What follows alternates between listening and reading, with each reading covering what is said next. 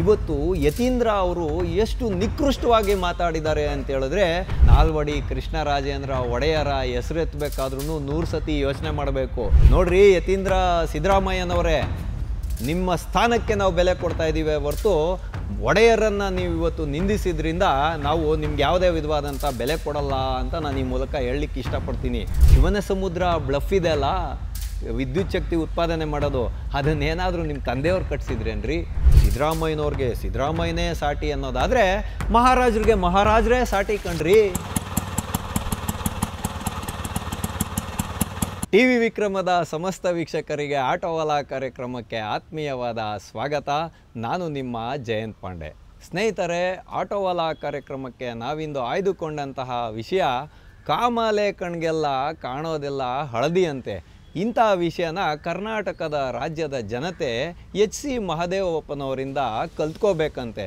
ನಾನಿವತ್ತು ನಿಮ್ಮೆಲ್ಲರ ಮುಂದೆ ಈ ರೀತಿಯಾಗಿ ಯಾಕೆ ಹೇಳ್ತಾ ಇದ್ದೀನಿ ಅಂತ ಹೇಳಿದ್ರೆ, ಸಿದ್ದರಾಮಯ್ಯನವರ ಸುಪುತ್ರ ಇದ್ದಾರಲ್ಲ ಯತೀಂದ್ರ ಅವರು ಇತ್ತೀಚೆಗಷ್ಟೇ ಒಂದು ಮಾತನ್ನು ಹೇಳಿದರು.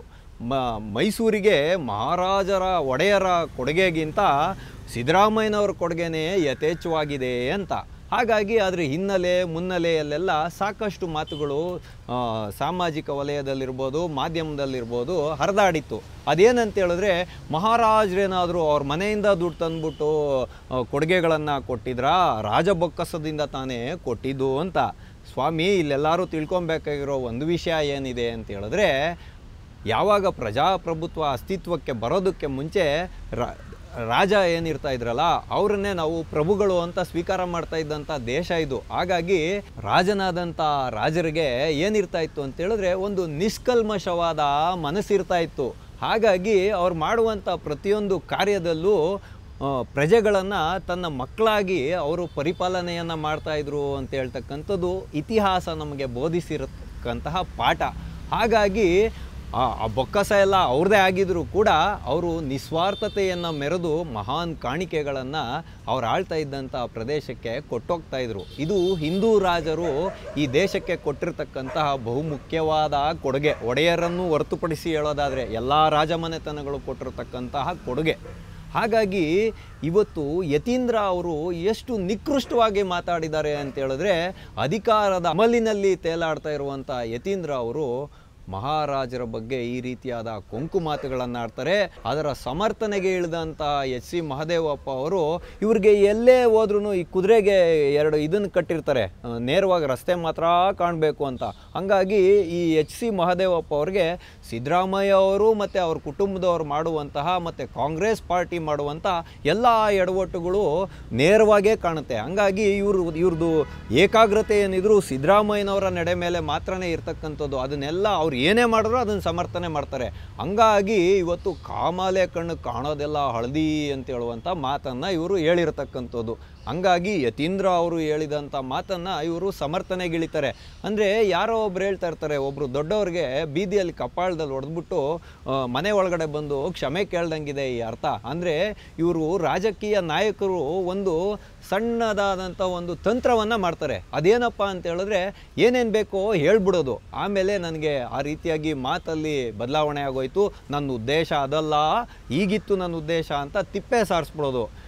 ನೋಡ್ರಿ ಯತೀಂದ್ರ ಸಿದ್ದರಾಮಯ್ಯನವರೇ, ನಿಮ್ಮ ಸ್ಥಾನಕ್ಕೆ ನಾವು ಬೆಲೆ ಕೊಡ್ತಾ ಇದ್ದೀವಿ ಹೊರತು ಒಡೆಯರನ್ನು ನೀವು ಇವತ್ತು ನಿಂದಿಸಿದ್ರಿಂದ ನಾವು ನಿಮ್ಗೆ ಯಾವುದೇ ವಿಧವಾದಂಥ ಬೆಲೆ ಕೊಡಲ್ಲ ಅಂತ ನಾನು ಈ ಮೂಲಕ ಹೇಳಲಿಕ್ಕೆ ಇಷ್ಟಪಡ್ತೀನಿ. ಮಹಾರಾಜರು ಕಟ್ಟಿದಂತಹ ನಾಡೇನಿದೆ ಮೈಸೂರು, ಇವತ್ತು ಇಷ್ಟು ಸುಭಿಕ್ಷವಾಗಿರೋದಕ್ಕೆ ಕಾರಣ ಒಡೆಯರ್ ಮನೆತನ ಕೊಟ್ಟಂತಹ, ರಾಜ ಮನೆತನ ಕೊಟ್ಟಂಥ ಕೊಡುಗೆಗಳು ಅಪಾರವಾಗಿದೆ. ಬ್ರಿಟಿಷರ ಜೊತೆಯಲ್ಲಿ ಯುದ್ಧ ಮಾಡೋಕ್ಕಾಗಲ್ಲ ಅಂತ, ಯುದ್ಧ ಮಾಡಿದ್ರೆ ನಷ್ಟ ಆಗುತ್ತೆ ಅಂತ ಹೇಳ್ಬಿಟ್ಟು ಅವರು ಪ್ರಜೆಗಳು ಸುಖಿಯಾಗಿ ಬಾಳಲಿ ಅಂತ ಒಪ್ಪಂದಗಳ ಮೂಲಕ ಇದು ಮೈಸೂರು ಪ್ರಾಂತ್ಯವನ್ನು ಎತ್ತಿಡುವಂಥ ಕೆಲಸವನ್ನು ಮಾಡಿದರು. ಎಂತೆಂಥ ಒಂದು ಕೊಡುಗೆಗಳನ್ನು ಅವ್ರು ಕೊಟ್ಟಿಲ್ಲ. ಇದ್ರ ಬಗ್ಗೆ ಒಂದು ಅವಲೋಕನ ಮಾಡ್ಕೊಂಬರೋಣ ಬನ್ನಿ. ಇವಾಗ ಮೈಸೂರು ದಸರಾ ಎಷ್ಟೊಂದು ಸುಂದರ, ಎಲ್ಲೆಲ್ಲೂ ನೆಗೆಯ ತಂದೀರ ಅಂತ ಏನೋ ಒಂದು ಹಾಡಿದೆ, ನನಗದ್ರು ಅಷ್ಟು ಗೊತ್ತಿಲ್ಲ. ಮೈಸೂರು ದಸರಾ ಇವತ್ತು ಅಂಬಾರಿ ಇದೆಯಲ್ಲ, ಅದು ವಿಶ್ವವಿಖ್ಯಾತ. ಆ ವಿಶ್ವವಿಖ್ಯಾತ ದಸರಾ ಉತ್ಸವದಲ್ಲೂ ವಿವಾದಗಳನ್ನು ಸೃಷ್ಟಿ ಮಾಡುವಂಥ ಕೆಲಸವನ್ನು ನಿಮ್ಮ ತಂದೆಯವರು ಮಾಡಿದರು ಅನ್ನೋದನ್ನು ನೀವಿಲ್ಲಿ ನೆನಪಲ್ಲಿಟ್ಕೊಳ್ಬೇಕು. ಯಾಕೆ ಅಂತ ಹೇಳಿದ್ರೆ ಮಹಾರಾಜರು ಅಂಬಾರಿಯಲ್ಲಿ ಉಪಸ್ಥಿತರಾಗಿ ಹೋಗ್ತಾಯಿದ್ರು, ಹಿಂದೆ ತಾಯಿ ಚಾಮುಂಡಿಯ ಒಂದು ಇದನ್ನೇ ಇಟ್ಕೊಂಡಿದ್ರು. ಹಾಗಾಗಿ ಇದೇ ಕಾಂಗ್ರೆಸ್ ಪಾರ್ಟಿಯ ನಾಯಕರು ಒಂದು ಕೆಸರನ್ನು ಎರಚಾಟ ಮಾಡಿದ್ರು, ಅದರಲ್ಲಿ ಮಹಾರಾಜರು ಕೂತ್ಕೊಳ್ಳದೆ ಇದ್ದಂಗೆ ಮಾಡಿ ತಾಯಿ ಚಾಮುಂಡಿಯ ಉತ್ಸವ ಮೂರ್ತಿಯನ್ನು ಮಾತ್ರ ಹೋಗೋಂಗೆ ಮಾಡಿದ್ರು ಅನ್ನೋದು ಕೂಡ ಇತಿಹಾಸ. ಸಾಮಾನ್ಯ ಜನರ ಮನಸ್ಸಲ್ಲಿ ಇದಿದೆ. ಶಿವನ ಸಮುದ್ರ ಬ್ಲಫ್ ಇದೆ ಅಲ್ಲ, ವಿದ್ಯುತ್ ಶಕ್ತಿ ಉತ್ಪಾದನೆ ಮಾಡೋದು, ಅದನ್ನೇನಾದರೂ ನಿಮ್ಮ ತಂದೆಯವ್ರು ಕಟ್ಸಿದ್ರೇನ್ರಿ? ಅದು ಬಿಡಿ, ಇವತ್ತು ಶಾಹಿಯನ್ನು ಹಾಕ್ತಾರಲ್ಲ ಚುನಾವಣೆ ಆದಾಗ, ಮೈಸೂರು ಎಲೆಕ್ಟ್ರಿಕಲ್ ಲಿಮಿಟೆಡೋ ಏನೋ ಇದೆ, ಪೇಂಟ್ಸ್ ಲಿಮಿಟೆಡು, ಅವ್ರು ಮಾಡುವಂತಹ ಶಾಹಿ ಇದೆಯಲ್ಲ ಅದು ವಿಶ್ವವಿಖ್ಯಾತ. ಅದನ್ನು ಅಡಿಸಿದ್ರೂ ಕೂಡ ಹೋಗಲ್ಲ. ಯಾಕೆ ಅಂದರೆ ನಿಮ್ಮ ತಂದೆಯವರು ನೀವೆಲ್ಲ ಮಾಡಿದ್ರಲ್ಲ ಮೂಢ ಹಗರಣ, ಅದು ಇರ್ಬೋದು, ತನಿಖೆ ನಡೀತಾ ಇರ್ಬೋದು, ನೀವು ಮಾಡಿದ್ದೀರೋ ಇಲ್ವೋ ಅದು ಸ್ಪಷ್ಟ ಸಂದೇಶ. ಆದರೆ ವೈಟ್ನರ್ ರಾಮಯ್ಯ ಅಂತೆಲ್ಲ ಮೊನ್ನೆ ಹರಿದಾಡಿತ್ತಲ್ಲ, ಹಾಗೆ ಅಡಿಸಿದ್ರೆ ಶಾಹಿ ಹೋಗಲ್ಲ, ಚರ್ಮನೇ ಕಿತ್ಕೊಂಬರುತ್ತೆ. ಅದು ಕೂಡ ಮೈಸೂರು ಮಹಾರಾಜರ ಕೊಡುಗೆ. ಇಲ್ಲೇ ಇದೆ ಮಲ್ಲೇಶ್ವರದ ಒಂದು ಭಾಗದಲ್ಲಿ ಮೈಸೂರು ಲ್ಯಾಂಪ್ಸ್ ಅಂತ. ನಿಮ್ಮಂಥ ಸಾಕಷ್ಟು ಜನ ರಾಜಕಾರಣಿಗಳು ಮಾಡಿದಂಥ ಭ್ರಷ್ಟಾಚಾರದ ಹಗರಣದಿಂದ ಮೈಸೂರು ಲ್ಯಾಂಪ್ಸು ಮುಚ್ಚೋಯ್ತು. ಮೈಸೂರು ಸ್ಯಾಂಡಲ್ ಸೋಪ್ ಇದೆಯಲ್ಲ ವಿಶ್ವವಿಖ್ಯಾತವಾಗಿದೆ. ಆ ಒಂದು ರಾಯಭಾರಿಯ ವಿಷಯದಲ್ಲೂ ಕೂಡ ವಿವಾದಗಳನ್ನು ಸೃಷ್ಟಿ ಮಾಡಿದ್ದು ನಿಮ್ಮ ಕಾಂಗ್ರೆಸ್ ಪಾರ್ಟಿ ಅನ್ನೋದನ್ನು ನೀವಿಲ್ಲಿ ನೆನಪಿನಲ್ಲಿ ಇಟ್ಕೊಳ್ಳಿ. ಇವತ್ತು KRS ಅಂತ ಹೇಳ್ತಿರಲ್ಲ, ಆ KRS ಬರಗಾಲ ಪೀಡಿತವಾದಾಗ ಮಹಾರಾಣಿಯವರು ತಮ್ಮ ಮೈಮೇಲಿನ ಒಡವೆಯನ್ನು ಬಿಚ್ಚಿಕೊಟ್ಟು ಅದನ್ನು ಕಟ್ಸಿದ್ರು ಬಾಂಬೆಯಲ್ಲಿ ಮಾರಿ ಅಂತ ವಿಶ್ವೇಶ್ವರಯ್ಯನವರ ಮುಖಾಂತರ. ಆವಾಗ KRS ಕಟ್ಟಲಿಕ್ಕೆ ಕೊಟ್ಟಂಥ ಒಂದು ಅರ್ಪಣೆ ಏನಿತ್ತು ಮಹಾರಾಣಿಯವರು, ಅದರಲ್ಲಿ ಮಿಕ್ಕಿದಂಥ ದುಡ್ಡಲ್ಲಿ 2 ಲಕ್ಷ ರೂಪಾಯಿನೋ ಮಿಕ್ಕಿರುತ್ತೆ ಅಂತ ಇತಿಹಾಸ ಹೇಳುತ್ತೆ. ಅದನ್ನು ತೊಗೊಂಬಂದು ಮಹಾರಾಜರ ಸನ್ನಿಧಾನಕ್ಕೆ ಒಪ್ಸೋಕ್ಕೆ ಹೋದಾಗ ಇದನ್ನು ನೀವೇನಾದರೂ ಸಮಾಜಕ್ಕೆ ಉಪಯೋಗ ಮಾಡಿ ಅಂತ ಹೇಳಿದ್ರು. ಆವಾಗ ಮಂಚನಬೆಲೆ ಡ್ಯಾಮ್ ಇಲ್ಲಿದೆ ನಮ್ಮ ಕುಣಿಗಲ್ ಹತ್ರ, ಆ ಡ್ಯಾಮನ್ನು ಕಟ್ಟಿದ್ರು ವಿಶ್ವೇಶ್ವರಯ್ಯವರು. ಅದರಲ್ಲೂ ಮಿಕ್ಕಿದ ದುಡ್ಡನ್ನ ಯಾಕೆ ಕೊಡೋದು, ಜನಕ್ಕೆ ಉಪಯೋಗ ಆಗಲಿ ಅಂತ ಕುಣಿಗಲ್ ಕೆರೆಯನ್ನು ಕೂಡ ಕಟ್ಟಿದ್ರು. ಅಂಥ ಯಾವುದಾದ್ರೂ ಪುಣ್ಯ ಕಾರ್ಯವನ್ನು ಇವತ್ತು ಕೇವಲ ಅಧಿಕಾರಕ್ಕೋಸ್ಕರ ನಾನಾ ರೀತಿಯಾದಂಥ ವಿವಾದಗಳನ್ನು ಸೃಷ್ಟಿ ಮಾಡಿ, ನಾನಾ ರೀತಿಯಾದಂಥ ಆಮಿಷಗಳನ್ನು ಒಡ್ಡಿ ಏನಾದರೂ ವಿಶ್ವೇಶ್ವರಯ್ಯನವ್ರು ಮಾಡಿದ್ರೇನ್ರಿ? ಅದ್ರ ಹಿಂದೆ ಎಲ್ಲ ಶಕ್ತಿಯಾಗಿ ನಿಂತಿದ್ದಿದ್ದು ಯಾರು? ಇದೇ ಒಡೆಯರ್ ಕುಟುಂಬ ಕಣ್ರಿ. ನಾಲ್ವಡಿ ಕೃಷ್ಣರಾಜೇಂದ್ರ ಒಡೆಯರ ಹೆಸರೆತ್ತಬೇಕಾದ್ರೂ 100 ಸತಿ ಯೋಚನೆ ಮಾಡಬೇಕು. ಯಾಕೆ ಅಂತೇಳಿದ್ರೆ ಜನಮಾನಸದಲ್ಲಿ ಇವತ್ತು ಗೊತ್ತಿಲ್ಲದೆ ಇದ್ದವ್ರು ಇರ್ಬೋದು, ಗೊತ್ತಿರೋರು ಇರ್ಬೋದು. ಇವತ್ತು ಯಾರು ರಾಜಕೀಯ ನಾಯಕರು ಇರ್ತಾರೋ ಅವರನ್ನು ಹಿಂಬಾಲಿಸ್ತಾರೆ, ಅದರಲ್ಲೇನು ತಪ್ಪಿಲ್ಲ. ಹಂಗಂತ ಹೇಳಿ ಮಹಾರಾಜರನ್ನ ಇಷ್ಟು ನಿಕೃಷ್ಟ ಮಟ್ಟಕ್ಕೆ ಹೋಲಿಕೆ ಮಾಡೋದು ನಿಮ್ಮಂಥವ್ರಿಗೆಲ್ಲ ಶೋಭೆ ತರೋದಿಲ್ಲ. ಹಾಗಾಗಿ ಮೆಟ್ಟಿಲಾಗಿ ಏರಿ ಬಂದು ಅಧಿಕಾರ ಸಿಕ್ಕಿದ್ರೆ ಅದನ್ನು ಹೆಂಗೆ ನಿಭಾಯಿಸಬೇಕು, ಅದನ್ನು ಹೆಂಗೆ ಕಾಪಾಡ್ಕೋಬೇಕು, ಅದನ್ನು ಹೆಂಗೆ ಜೋಪಾಸನೆ ಮಾಡಬೇಕು ಅನ್ನುವಂಥ ಸೂಕ್ಷ್ಮ ಅಂಶಗಳು ಅರಿವಿಗೆ ಬರುತ್ತೆ. ತಂದೆಯ ಒಂದು ವರ್ಚಸ್ಸಿನ ಮೇಲೆ ಅಥವಾ ತಾಯಿಯ ವರ್ಚಸ್ಸಿನ ಮೇಲೆ ಅಥವಾ ಬಂಧು ಬಳಗದ ವರ್ಚಸ್ಸಿನ ಮೇಲೆ ಅಧಿಕಾರವನ್ನು ಗಿಟ್ಟಿಸ್ಕೊಂಡ್ರೆ ನೋಡಿ, ಯತೀಂದ್ರ ಸಿದ್ದರಾಮಯ್ಯನವ್ರು ಮಾತಾಡ್ತಾರಲ್ಲ ಇದೇ ರೀತಿಯಾಗಿ ಮಾತನಾಡ್ತಕ್ಕಂಥದ್ದು. ಅಂಥವ್ರನ್ನ ಓಲೈಕೆ ಮಾಡಿ ತಾನೇನಾದರೂ ಸಚಿವ ಆಗಬೇಕು ಅಂತ, ಸಚಿವ ಸ್ಥಾನದಲ್ಲಿ ಮುಂದುವರಿಬೇಕು ಅಂತ ಆಕಾಂಕ್ಷೆ ಇಟ್ಕೊಂಡಿರುವಂಥ ಸಮರ್ಥಕರಾದಂಥ ಮಹದೇವಪ್ಪನಂಥವರು ಕಾಮಾಲೆ ಕಣ್ಗೆಲ್ಲ ಕಾಣೋದೆಲ್ಲ ಹಳದಿ ಅಂತೇಳುವಂಥ ಮಾತುಗಳನ್ನು ಆಡೋದು. ಹಾಗಾಗಿ ನೀವು ಯಾರು ಏನೇ ಹೇಳಿದ್ರು ಸರಿ, ಒಡೆಯರ್ ಮನೆತನದ ಬಗ್ಗೆ ಕುರಿತಾಗಿ ಕರ್ನಾಟಕದ ರಾಜ್ಯದ ಜನತೆ ಹೊಂದಿದ್ದಾರಲ್ಲ, ಆ ಅಭಿಮಾನನ ನೀವು ಯಾವತ್ತೂ ಶೂನ್ಯ ಮಾಡೋದಕ್ಕೆ ಸಾಧ್ಯ ಇಲ್ಲ. ನೀವು ಇವತ್ತು 5 ವರ್ಷ ಇರ್ತೀರಾ, ಹೊರಟೋಗ್ತೀರಾ ಮತ್ತೆ. ಆದರೆ ಜನಮಾನಸದಲ್ಲಿ ನೀವು ಉಂಟು ಮಾಡಿದಂಥ ಈ ಕಪ್ಪು ಚುಕ್ಕೆಗಳಿದೆಯಲ್ಲ ಅವು ಅಚ್ಚಳಿದೆ ಉಳಿತವೆ. ಹಾಗಾಗಿ ಅಮ್ಮಣ್ಣಿ ಕಾಲೇಜ್ ಇರ್ಬೋದು, ಸಾಕಷ್ಟು ಇಂಜಿನಿಯರಿಂಗ್ ಕಾಲೇಜ್ಗಳಿರ್ಬೋದು, ಎಷ್ಟೋ ಕೊಡುಗೆಯನ್ನು ಕೊಟ್ಟಿದ್ದಾರೆ. KC ಜನರಲ್ ಆಸ್ಪತ್ರೆ ಅಂತ ಇದೆ ಇಲ್ಲಿ, ಮಹಾರಾಣಿಯವ್ರು ಕಟ್ಟಿದ್ದು. ಅದರಿಂದ ಇವತ್ತು ಲಕ್ಷಾಂತರ ಜನ ಆರೋಗ್ಯವನ್ನು ಸುಧಾರಣೆ ಮಾಡ್ಕೊಂಡು ಹೋಗ್ತಾರೆ. ಅದೇ ಹಳೆ ಬಿಲ್ಡಿಂಗೇ ಇನ್ನೂ ಇದೆ.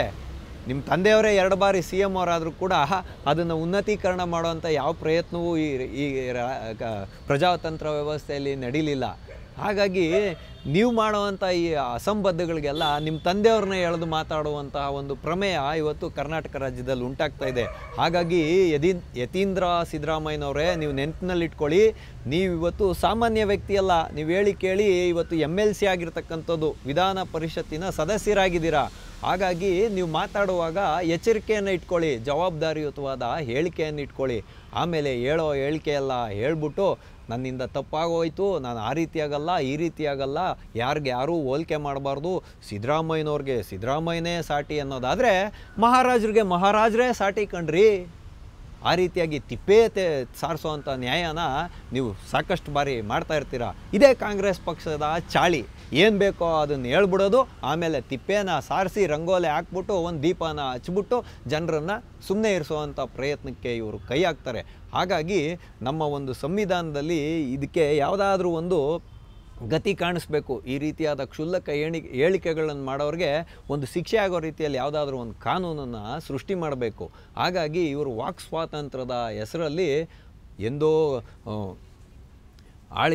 ಆಳಿ ಹೋದಂಥ ಜನಾನುರಾಗಿ ರಾಜ ಮಹಾರಾಜರ ಘನತೆಗೂ ಕುತ್ತು ತರುವಂಥ ಕೆಲಸಗಳನ್ನು ಮಾಡ್ತಾಯಿದ್ದಾರೆ. ಇದಕ್ಕೆ ಇಲ್ಲೇ ಕೊನೆ ಆಗಲಿ ಅಂತ ಹೇಳುವಂಥ ವಿಷಯವನ್ನು ನಿಮ್ಮೆಲ್ಲರ ಮುಂದೆ ಇಡೋದರ ಮುಖಾಂತರ ಆಟೋವಾಲಾ ಕಾರ್ಯಕ್ರಮವನ್ನು ನಾವಿಂದು ಮುಗಿಸ್ತಾ ಇದ್ದೇವೆ. ಮುಂದೆ ಇಂತಹದ್ದೇ ಒಂದು ಕುತೂಹಲಕಾರಿಯಾದ ವಿಷಯದೊಂದಿಗೆ ನಾವೆಲ್ಲರೂ ಮತ್ತೆ ಭೇಟಿಯಾಗೋಣ. ಅಲ್ಲಿವರೆಗೂ TV ವಿಕ್ರಮವನ್ನು ಸಬ್ಸ್ಕ್ರೈಬ್ ಮಾಡೋದರ ಮುಖಾಂತರ, ನಿಮ್ಮ ಸದ್ವಿಚಾರಗಳನ್ನು ಕಾಮೆಂಟ್ ಮಾಡೋದರ ಮುಖಾಂತರ ಹಾಗೂ ಶೇರ್ ಮಾಡೋದರ ಮುಖಾಂತರ ನಮ್ಮನ್ನು ಪ್ರೋತ್ಸಾಹಿಸಿ. TV ವಿಕ್ರಮ, ದೇಶ ನಿಮ್ಮ ಕೈಯಲ್ಲಿ. ಈ ಕಾರ್ಯಕ್ರಮ ನಿಮಗೆ ಇಷ್ಟ ಆಗಿದ್ದಲ್ಲಿ ಲೈಕ್, ಶೇರ್ ಹಾಗೂ ಕಮೆಂಟ್ ಮಾಡಿ. TV ವಿಕ್ರಮದ ಕಾರ್ಯಕ್ರಮಗಳನ್ನು ನಿರಂತರವಾಗಿ ವೀಕ್ಷಿಸಲು ಸಬ್ಸ್ಕ್ರೈಬ್ ಮಾಡಿ, ಬೆಲ್ ಐಕನ್ ಒತ್ತಿ.